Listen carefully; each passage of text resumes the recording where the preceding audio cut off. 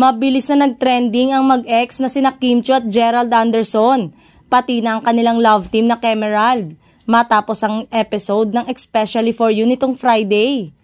Nagbiro kasi si Kim na bet niyang sumalang sa Especially For You at maghanap ng makakadate na lalaki. Kinagat ito ng mga netizen at nabuhay ang fans ng love team ni na Gerald at Kim. Say nila, si Gerald na lang ang ex na gawing gabay ni Kim sa pagpili ng searchy. Total naman daw ay in good terms ang dalawa at huwag si Sian Lim. Sinabi rin ng mga netizen na dapat kasama si Paolo Avellino sa mga pagpipili ang kapartner ni Kim. Narito ang say nila. Ang iconic talaga ng Kemerald love team pag sinabing ex, si Gerald pa rin ang naiisip ng mga fans.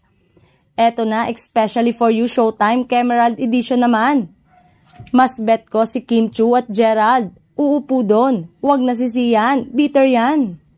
Sana tuloy ang Celebrity Edition po please for Valentine's. Yung ex pwede na si Gerald. Okay naman sila ni Kim. Kaabang-abang ito. Nung time na Kemerald, di pa ganito kalakas ang engagement ng tao sa social media pero patok na patok pa din sila sa masa. Ganon sila kalakas noon at magpahanggang ngayon. Marami naman sa mga fans ng aktres ang umaasa na sana ay talagang sasalang sa Especially For You si Kim Chiu. Total ay magkaibigan na rin naman ngayon si Kim at Gerald.